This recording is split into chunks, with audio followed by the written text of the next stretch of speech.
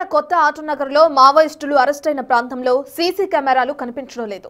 3 అంతస్తుల బిల్డింగ్ కి 2 వైపులా సీసీ కెమెరాలు ఏర్పాటు చేసినప్పటికీ అవి పనిచేయడం లేదంటున్నారు సిబ్బంది. ఒకవేళ సీసీ కెమెరాలుంటే మావోయిస్టుల కదలికల సమాచారం మొత్తం బయటపడే అవకాశం ఉందంటున్నారు. కొత్త ఆటోనగర్లో పోలీసుల పెట్రోలింగ్ కూడా పెద్దగా ఉండదని చెప్తున్నారు స్థానిక కంపెనీ యజమానులు. ఇప్పటికైనా సీసీ కెమెరాలు ఏర్పాటు చేసి కొత్త ఆటోనగర్ ప్రాంతంలో భద్రత పెంచాలని కోరుతున్నారు. మరింత సమాచారాన్ని మా ప్రతినిధి రాజేష్ అందిస్తారు.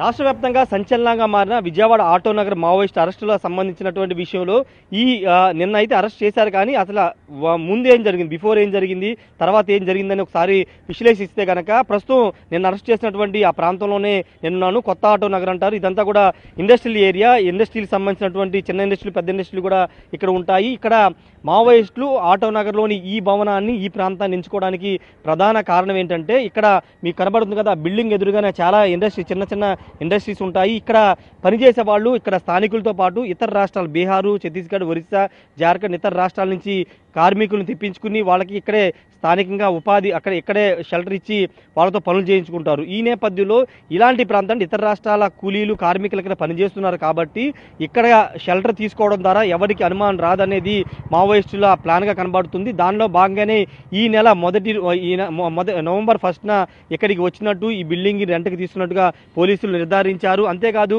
మావోయిస్టులు ఎవరు కూడా, అంటే 28 మంది థర్డ్ ఫ్లోర్లో ఉన్నారు, కానీ ఏ రోజు కూడా కిందకి వచ్చింది లేదు అనేది పోలీసులు కూడా నిర్ధారించారు. ఒక వ్యక్తి వాళ్ళకి సహకరించి పూర్తి స్థాయిలో ఆహారాన్ని కానీ ఇతర అవసరాలన్నింటినీ కూడా తీసుకొచ్చి వెళ్ళేవాడని పోలీసులు ప్రాథమికంగా నిర్ధారించారు. ఇక్కడ మనకి కనబడుతుంది కదా, బిల్డింగ్ ఎదురుగానే చాలా ఇండస్ట్రీస్ కనబడుతున్నాయి. దాంట్లో కూడా చాలా మంది ఇతర రాష్ట్రాల వాళ్ళు పనిచేస్తున్నారు. అక్కడే లోపలే వాళ్ళకి షెల్టర్ కూడా ఇస్తారు. వాళ్ళంతా కూడా ఇక్కడే ఉంటారు. కానీ వాళ్ళెవ్వరికి కూడా లోపల ఆ బిల్డింగ్లో మావోయిస్టులు ఉన్నారని తెలియదు. ఇంత పెద్ద ఆపరేషన్ చేయడానికి ఇక్కడ వచ్చారని కూడా తెలియదు. ఎందుకంటే జనరల్గా ఇక్కడ ఉన్న వాళ్ళందరూ కూడా ఇతర రాష్ట్రాల వాళ్ళు కాబట్టి వాళ్ళు కూడా మావోయిస్టులు కాదు, పనుల కోసం వచ్చేవాళ్ళే అని భావిస్తారు. కాబట్టే ఈ ప్రాంతాన్ని మావోయిస్టులు ఎంచుకున్నారని తెలుస్తుంది. అయితే ఈ బిల్డింగ్, ఇక్కడ ఉన్నటువంటి ఈ ప్రాంతాల్లో కొంత కాస్ట్లీ బిల్డింగ్ అని ఇది కనబడుతుంది. ఈ బిల్డింగ్లో థర్డ్ ఫ్లోర్లో రెంట్కు తీసుకోవడానికి కూడా ఇక్కడ కొంతమంది ఒక మహిళ సహకరించిందని పోలీసులు నిర్ధారించారు. ఆ మహిళను కూడా ప్రస్తుతం పోలీసులు అదుపులో ఉన్నట్టు తెలుస్తుంది. నవంబర్ 1న ఇక్కడికి వచ్చినప్పుడు అప్పలస్వామి నాయుడు, ఈ బిల్డింగ్ యజమాని అప్పలస్వామి నాయుడుతో కాంటాక్ట్ కాకుండా అక్కడ ఉన్నటువంటి సెక్యూరిటీ సిబ్బందితో మాట్లాడించి ఫోన్లోనే కాంటాక్ట్ చేయించి వాళ్ళకి అద్దెకి ఇచ్చారు. నేషనల్ హైవే పనుల కోసం ఇక్కడికి వచ్చామని చెప్పి వీళ్ళు అద్దెకి దిగారు. దిగిన తర్వాత ఎవరికి అనుమానం రాకోకుండా చాలా వ్యూహాత్మకంగా 16 రోజుల పాటు ఇదే బిల్డింగ్లో ఉన్నారు. వాళ్ళకి కావాల్సిన నిత్యావసరాలు, భోజనాలు, కాఫీలు, టీవీలు అన్నీ కూడా బయట నుంచి వ్యక్తులు తీసుకొచ్చారు. అయితే ఆ బయట నుంచి తీసుకొచ్చిన వ్యక్తులు ఎవరు అనే దానిపైన ఇప్పుడు పోలీసులు నిఘా పెట్టారు.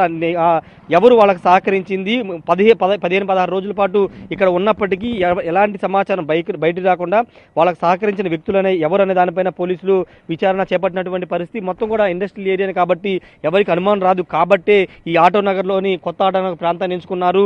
వాళ్ళ భాష కూడా ఎవరికి అర్థం కాదు, ఎందుకంటే ఛత్తీస్గఢ్ వాళ్ళు మాట్లాడతారు కాబట్టి. ఇక్కడ మిగతా రాష్ట్రాలకు సంబంధించినటువంటి కార్మికులు ఉన్నారు కాబట్టి వాళ్ళతో పాటు పనులకు వచ్చిన వాళ్ళు అనుకుంటారని భావించి ఈ ప్రాంతాన్ని ఎంచుకున్నట్టుగా పోలీసులు కూడా చెబుతున్నారు. అందులో భాగంగానే ఇక్కడికి వచ్చారు. ఇక్కడికి వచ్చిన తర్వాత ఈ 15-16 రోజుల పాటు వాళ్ళు సహకరించిన వ్యక్తులు ఎవరు, భోజనాలు అందించిన వ్యక్తులు ఎవరు అనే దానిపైన ప్రస్తుతం పోలీసులు ఆరాధిస్తున్న నిఘా కూడా పెట్టారు. వాళ్ళని కూడా అదుపులో తీసుకునే అవకాశం కనబడుతుంది. ఇప్పటికైతే రాష్ట్ర వ్యాప్తంగా 5 జిల్లాలు 50 మందిని అరెస్ట్ చేశారు. ఇంకా మావోయిస్టులు ఉండొచ్చు అనేది పోలీసులు ప్రాథమిక అనుమానం చేస్తున్నారు. రెండోది, ఇంతకుముందు మహేష్ చంద్ర లడ్డా కూడా కొన్ని వివరాలు మీడియాకి వివరించడం జరిగింది.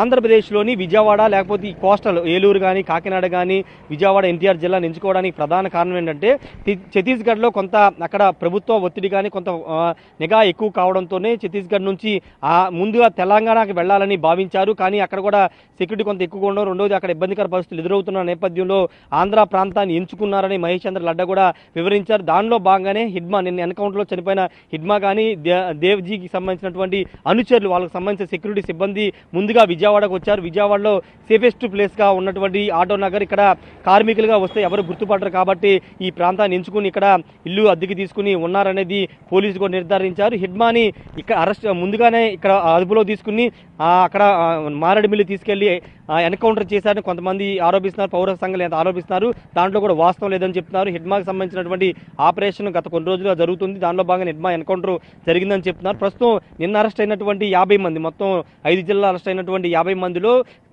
కేంద్రానికి సంబంధించినటువంటి బలగాలకు సంబంధించి అదేవిధంగా కీలకమైనటువంటి అగ్రనేతలుగా ఉన్నట్టుగా పోలీసులు నిర్ధారించారు. ఏదేమైనప్పటికీ ఆటో నగర్ ఎంచుకోవడానికి ప్రధాన కారణం ఏంటంటే ఇక్కడ ఎలాంటి అనుమానం రాదు, ఇతర రాష్ట్రాలకు సంబంధించిన కూలీలు ఉంటారు కాబట్టి ఆ కూలీల్లో కలిసిపోవచ్చు. భాషగా కొత్త భాష మాట్లాడిన ఇతర రాష్ట్రాల భాష కాబట్టి ఎవరికి అనుమానం రాదని భావంతో ఈ ప్రాంతాన్ని ఎంచుకున్నారు.